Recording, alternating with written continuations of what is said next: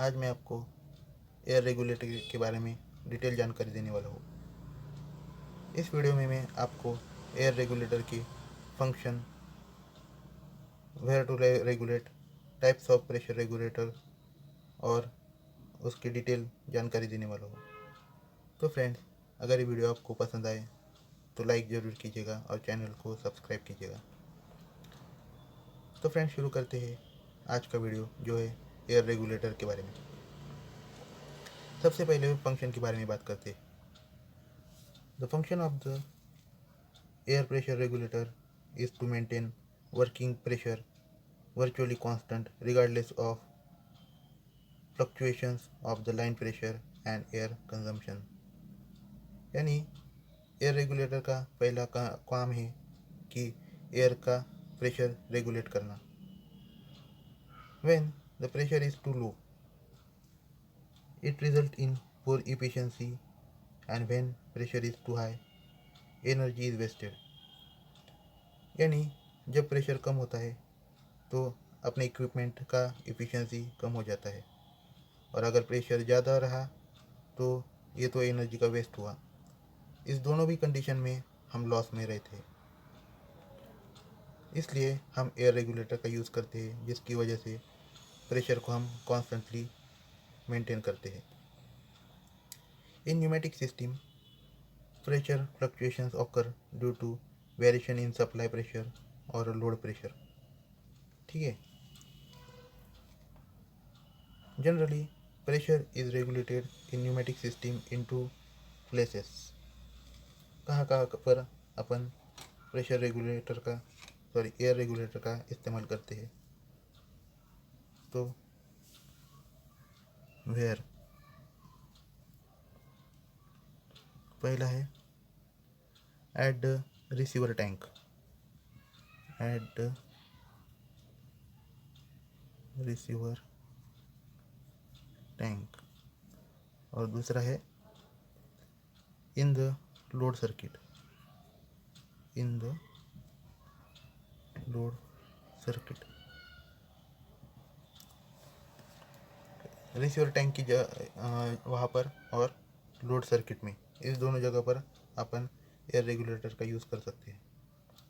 अब मैं आपको एयर रेगुलेटर के टाइप्स के बारे में बताता हूँ।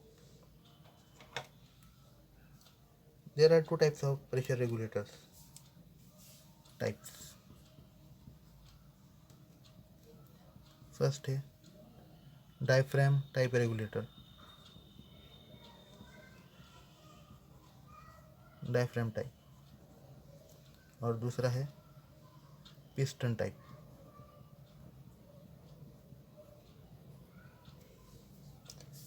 Diaphragm type regulator is commonly used in industrial pneumatic system. There are two types of diaphragm type regulator. इस diaphragm type में भी दो और टाइप्स है। ये है नॉन रिलीविंग और नॉन वेंटिंग टाइप। नॉन रिलीविंग और नॉन वेंटिंग टाइप, और दूसरा है रिलीविंग और वेंटिंग टाइप। रिलीविंग और वेंटिंग टाइप, ये दोनों डायफ्राम टाइप के सब डिवीज़न है। तो फ्रेंड्स, अब मैं आपको एयर रेगुलेटर के पार्ट के बारे में, पहले तो मैं पार्ट लिख के देता हूँ आपको। ये है इनलेट, ये है आउटलेट, ये है वॉल डिस्क,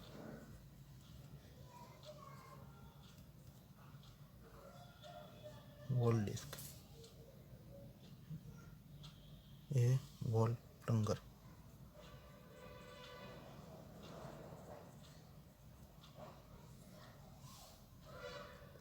ये है डायफ्राम,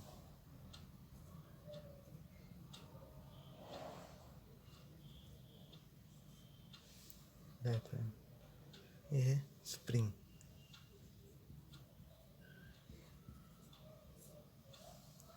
ये है एडजस्टिंग स्क्रू,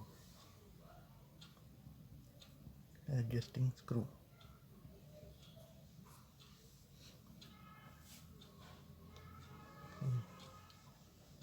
ये हाउसिंग,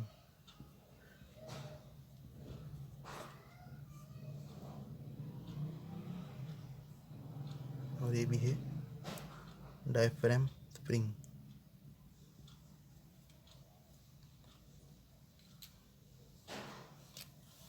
ये है इनलेट, ये है आउटलेट, और ये है डायफ्राम स्प्रिंग, ये भी है स्प्रिंग, ये है वॉल प्लंगर और ये वॉल डिस्क, और ये डायफ्राम मूवेबल पार्ट है।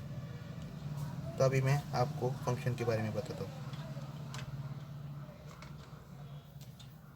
If the outlet pressure is low, first condition, if outlet pressure is low,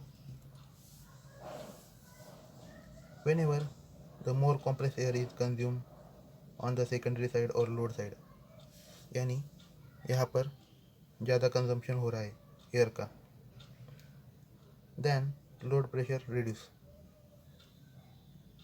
यहाँ पर प्रेशर का कंजम्पशन बढ़ गया है, एयर का कंजम्पशन बढ़ गया है।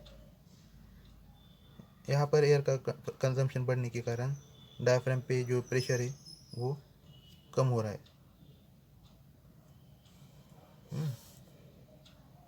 Therefore less force act on diaphragm, diaphragm पे का फोर्स कम हो गया है। The opposing higher spring force pushes the diaphragm in such a way as to move the wall disc more, ठीक है। डायफ्राम पे का प्रेशर कम होने की वजह से अभी ये वॉल मूव होने लगता है। अभी डायफ्राम अप साइड मूव होगा, डायफ्राम का मूवमेंट अप साइड होगा, क्योंकि इस पे का प्रेशर कम हो रहा है तो नीचे से स्प्रिंग उसको ऊपर ढकेलेगा।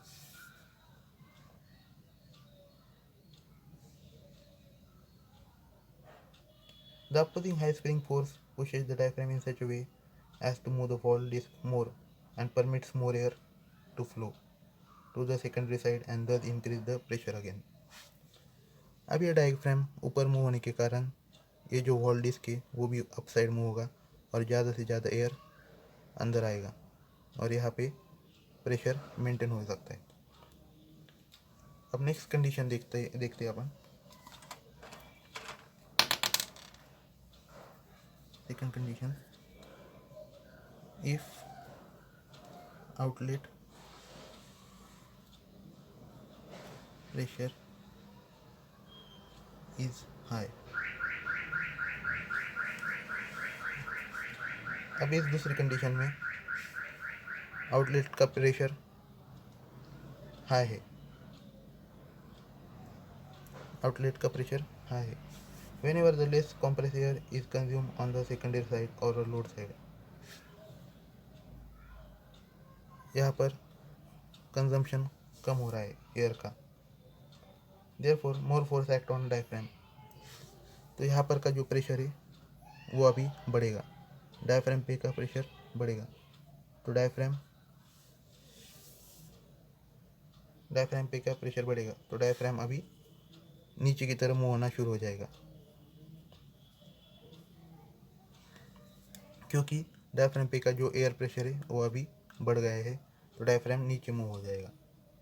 जब डायफ्राम नीचे मूव होगा तो वॉल डिस्क ऑटोमेटिकली नीचे मूव होने लगेगा। इसकी वजह से जो इनलेट का एयर है वो अभी कम आएगा, यहाँ पर कम आएगा और वो लेस एयर को फ्लो होने के लिए परमिट करेगा। इस तरह से if outlet pressure is low और if outlet pressure is high, दोनों भी कंडीशन में डायफ्राम कांस्टेंट एयर सप्लाई करेगा और इस तरह एयर रेगुलेटर वर्क करता है। थैंक यू फ्रेंड्स, अगर ये वीडियो आपको पसंद आए तो चैनल को सब्सक्राइब जरूर कीजिएगा।